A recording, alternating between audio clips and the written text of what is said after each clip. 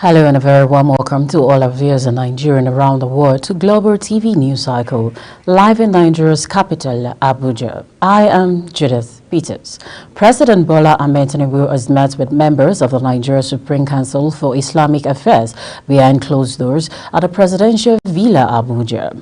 Members of the NSCIA were led to the meeting by the Sultan of Sokoto, Alhaji Saad Abubakar. Speaking to the State House correspondent, Minister of Information and National Orientation, Mohammed Idris, who disclosed issues discussed at the meeting, said the President Tinubu urged the Islamic scholars to be at the front of fostering national unity and societal integration. Well, the Nigerian Supreme Council for Islamic Affairs decided it fit to pay a solidarity visit to Mr. President. They came to offer him some advice on the happenings in the country. They've also solicited for his cooperation and to ensure that the unity of Nigeria continues to be maintained. Mr. President, on his own part, has thanked them. He has accepted all the words of advice they've offered him.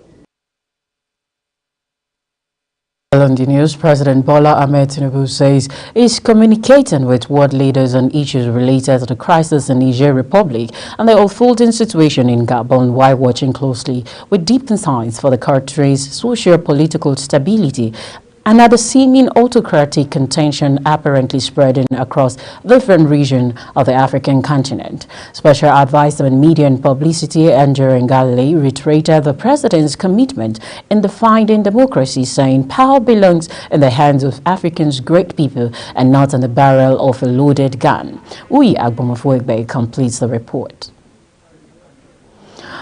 Also, the governor of Lagos State, Babajide Sanwo-Olu, has applauded Nigeria's First Lady, Senator Oluremi Tinubu, for her intervention in empowering women and other vulnerable groups in the society through his Renewed Hope initiative. Kikelomo Okere reports that the governor stated this after paying a courtesy visit to the First Lady at the State House in Abuja.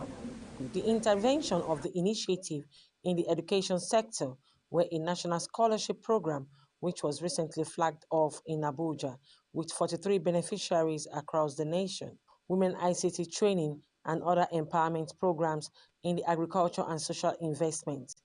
The governor notes that this will complement similar policies objective of Bola Tinubu's Renewed Hope agenda, as well as serve to reassure Nigerians.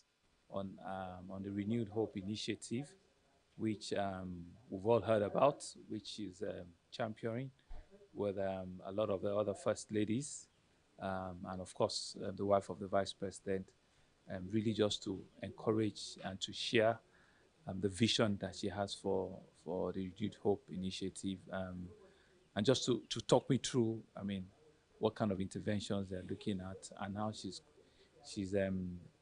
running a complementary role to what Mr. President is also doing, and I think it's great. You know, our own idea is not necessarily to begin to build brick and mortar, is really to be able to intervene, you know, in schools, you know, for people needing scholarship, in farming, you know, people needing implements, you know, seedlings, and also to be able to provide immediate succor, you know, for families and for people that that are vulnerable in the society, that the initiative can indeed target it, and I think it's beautiful. The ongoing reform by President Bola Ahmed Tinubu, Governor Sanwo-Olu says, taking the country to a level where every Nigerian can be comfortable requires hard decision and systematic effort by the government, as well as a lot of patience on the part of the citizens. Kikelomo Okere, Global Television News. Very much for that report. The Armed Forces of Nigeria says the ongoing counter-insurgency and counter-terrorism operations across the country remain critical to the armed forces. Efforts to achieve peace and ensure that violent extremist groups do not find safe haven in the country. Director of Defense Media Operations Major General Edward Buba made this known while briefing journalists on the operational activities of the Nigerian military in the last 2 weeks. He stated that the focus of the military is to conduct its operations in support of national security interests, adding that the armed forces will continue to work with supportive groups to defeat any entity undermining security and safety in the country. Kikelomo Okere brings us details. Major General Buba noted that during the week leading to 31st of August 2023, the military neutralized 39 terrorists and arrested 157, stating that troops also rescued 109 kidnapped hostages. He also noted that the troops of Operation Safe Haven conducted raids and recovered arms in Jos North local government area of Plateau State. The operation resulted in neutralized terrorists, arrested of notorious armed robbers, and rescue of kidnapped hostages in Jema local government area of Kaduna State. Arrested 33 of them, rescued 40 kidnapped hostages, among others. More on the northwest, where we have Operation Wild Punch. Troops of Operation Wild Punch in the fight against terrorists rescued kidnapped hostages at Chikum and Birnin-Gwari local government areas of Kaduna State. Troops' offensive actions resulted in the arrest of suspected terrorists and the recovery of arms and ammunition. Troops of Operation Delta Safe sustained the momentum against the activities of crude oil theft. Troops destroyed several illegal refining sites and recovered stolen products. Troops also intercepted and destroyed vehicles loaded with illegal refined products in Ugeli and Elema local government area of Delta State and Rivers State, respectively. However, troops arrested 16 perpetrators of oil theft and denied them of the sum of 765,863,000 naira. On the 21st of August, Air Component conducted air interdiction over active illegal refining sites at ABC and Idama. The targets were engaged, destroying equipment and reservoirs used by the crude oil thieves. Additionally, the Air Component destroyed a boat fully loaded with illegal refined products sited within the general area. The Military High Command says it will continue to pursue aggressive military operations against violent extremist groups seeking to undermine the security of the country and conduct violence against the people. Kikelomo Okere, Global Television News, Abuja. Kikelomo Okere for that report. Also, the Nigerian Army is called on the civilian joint task force to avoid extrajudicial killings and respect human rights while carrying out its responsibilities of protecting their communities against the bandits in Zamfara State. Commander 1 Brigadier of the Nigerian Army, Gusau, Brigadier General Sani Ahmed, made the call during a donation of 100 sets of Baofeng communication radios as part of the Army's corporate social responsibility to the host communities and to enhance the operational capacity of the Civilian Joint Task Force, CJTF, in the state towards restoring peace and security. Sandra Akbar has the details.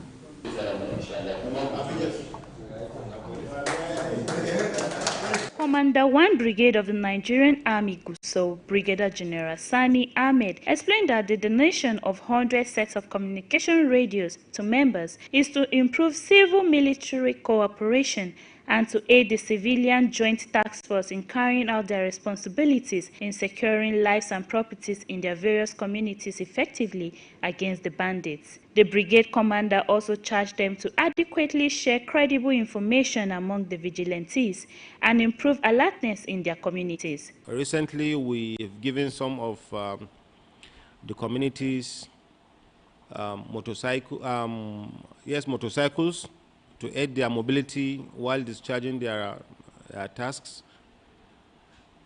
And it was brought to the fore the need for them to have a better means of communication in areas where the GSM coverage is lacking or none at all.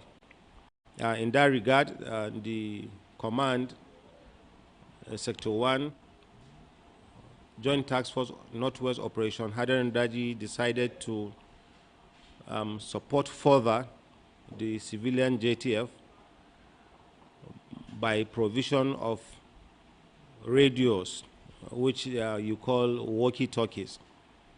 These radios were configured, the channel streamlined for use by the civilian JTF, and it is well configured in a way that it will not be interfered with. The chairman, Civilian Joint Task Force, Ahmed Mohammed, applauds the Commander 1 Brigade for his noble gestures, assuring that the Bofeng communication radios would greatly enhance their operational activities in the state. He further assured that they will operate according to the laid-down rules and regulations, as well as respect human rights. Sandra Akpa for Global TV News. Sandra Akpa, and also the Minister of Interior, Olubumi Tunji Ojo, has taken a resolute stance to eradicate all obstacles impeding the smooth processing of international passports by the Nigeria Immigration Service, NIS. Tunji Ojo conveyed the approach during his inaugural visit to the NIS headquarters in Abuja on Wednesday. He declared that the extensive delays endured by Nigerians while awaiting passport insurance are no longer tolerable. Acquiring a passport is a fundamental right, not a privilege. To he emphasized, this is the time to feel the pains of Nigerians and through our actions show that we care. The minister asserted that a dedicated team was being set up comprising NIS officials and Minister of Interior representatives to critically examine and recommend strategies that would dismantle the barriers that have hindered efficient processing. You're watching Global TV News Cycle, coming to you live from Nigeria's capital, Abuja. We're Times Channel 7. Kindly follow us across our social media platform using @Global TV and G. Another handle is now showing on your TV screen. When the news cycle returns, Hurricane Idalia, downgraded to tropical storm, kills 3 in southern U.S. We'll be back right after this break. Stay with us, please.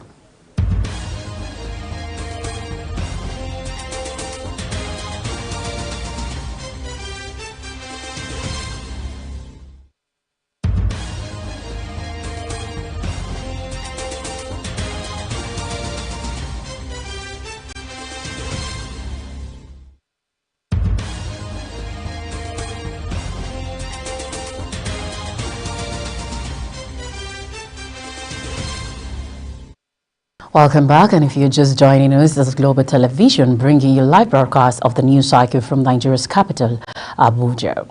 At least 3 people have been killed as Hurricane Idalia slammed into the Florida coastline on Wednesday morning, sowing a path of destruction as it tore northward in Georgia and South Carolina.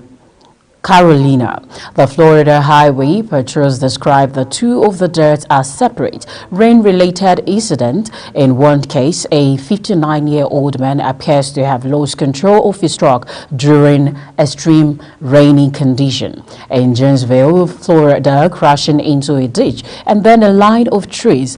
The second incident occurred in Pasco County. A 40-year-old man that was driving too fast for conditions and struck a tree, the Highway Patrol said. Also, the National Identity Management Commission has only been able to meet 47.6% of the federal government's monthly target of 2.5 million registrations in the first 8 months of the year. According to findings, this is as the number of Nigerians with national identification numbers increased to 102.39 million in August, despite a slowdown in the number of enrollments, according to the NIMC. Data obtained and analyzed Enrollment has fallen by 35.14% year-on-year in the first 8 months of the year, as only 8.36 million as of August 28, 2023. People have enrolled for NIN so far this year from the 12.89 million people that had enrolled as of July 7, 2022. NI enrollment per month on average is 1.19 million per month in the first 8 months of 2023. The data indicated that the country is falling short of its 2.5 million national identification number enrollment target per month as set in the National Development Plan 2021 to 2025. The Independent Petroleum Marketers Association of Nigeria, IPMAN, Mosimi Depot on Wednesday has threatened to drag the Nigeria National Petroleum Corporation, NNPC, to court over its refusal to supply its member petroleum product 8 months after payment for the product. The association said it was left with no other option than to drag the corporation to court by September next month should NNPC continue to deny its members supplies of the petroleum product earlier paid for through the Lagos DPO between November 2022 and January 2023, when they were due full supplies. Speaking with journalists in Abeokuta, the Ogun State capital, IPMAN Musime Depot chairman Otumba Femi Adelaja said it was disheartening on the part of the management of NNPC Musime Depot to exhibit the threat of a fraudulent organization by deliberately refusing to make supplies available to its members, whose businesses have been surviving on bank loans. Adelaja also called on the Economic and Financial Crimes Commission, EFCC, as well as other relevant anti-graft agencies to quickly wade into the matters before NNPC would succeed at chasing its members out of business. Also, the ambassador from the Chinese, Indian, Mexican and Indonesia's government have said that they will continue to deepen investments in the Nigerian economy.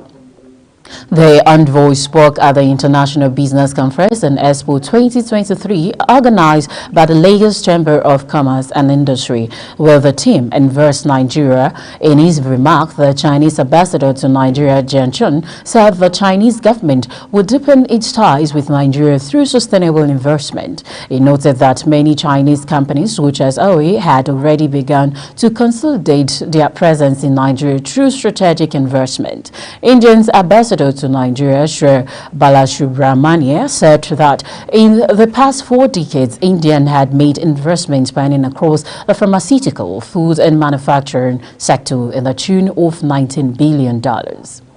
More than 70 people have died and more than 50 have been injured after a fire in central Johannesburg. Authorities said it's unclear what sparked the blaze at the 5-story building.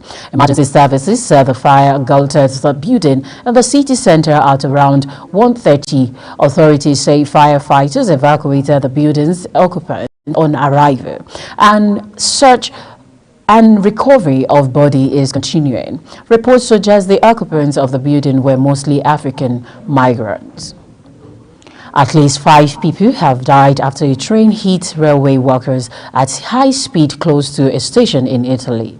The workers, aged between 22 and 52, were replacing part of a track outside the northern city of Turin, where they were killed. They had been working on the line between Turin and Milan when the empty passenger train went through Bradiso station at a reported 160 km/h. 2 workers survived on scattered but were taken to hospital for observation. The train driver was treated at the scene for shock but later sent home. He is expected to be questioned later about the incident in a statement. Italian railway worker RFI expressed its deep sorrow for the incident. It also sent its deep condolences to the families of those who died. The mayor of Bradiso, a small town in the northeast of Turin, said it would wait until the outcome of the inquiry, but a communication error could not be ruled out. Ahead of the next international break, some football fans are clamoring for the invitation of strikers Chuba Akpom, Serial Deza, Gift Orban, and others for the dead rubber 2024 African Cup of Nations clash between Nigeria and Sao Tome and Principe on September 10. The Super Eagles have already qualified for the Continental Showpiece event after a dramatic 3-2 win over Sierra Leone in the Group A clash at the Samuel Canyon Door Sport Complex, Monrovia, Liberia in June with a game to spare after finishing second in the group. Guinea-Bissau are also through to the AFCON, while Sierra Leone and Sao Tome are enlightened from the tournament, eliminated. Still on sport, we'll now join Sharon Ajay for more. A bid to sign Super Eagles striker Kelechi Iheanacho by Crystal Palace from Leicester City is being threatened by the price tag on the player by his club. Crystal Palace is working on a deal and pushing to sign the 26-year-old and are willing to pay the price range between 10 to 15 million euros. Leicester City wants 18 million euro for the striker and negotiations are stalling. The striker has 56 goals in 210 appearances in all competitions in his 7 seasons at the club since joining from City for 25 million euro in 2017. According to reports, Iheanacho is keen on the move. Elsewhere, Minister of Sports Development John Eno has expressed his displeasure at the sensational reportage of the Sports Writers Association of Nigeria, SWAN, at the Moshood Abiola National Stadium, Abuja, yesterday. Eno has appealed to SWAN members to report him objectively, saying he appreciates the efforts of the association and assured he will not deliberately do anything wrong in the course of discharging his duty. Sharon Ajay reporting for Global TV News. Sharon Ajay, and that's it on Global TV News Cycle, live from Nigeria's capital, Abuja. We are in StarTimes channel 276. Kindly follow us across our social media platform using @Global TV NG and other handles now showing on your TV screen. On behalf of the production team, I am Judith Peters. Thank you so very much for watching. I'll see you again.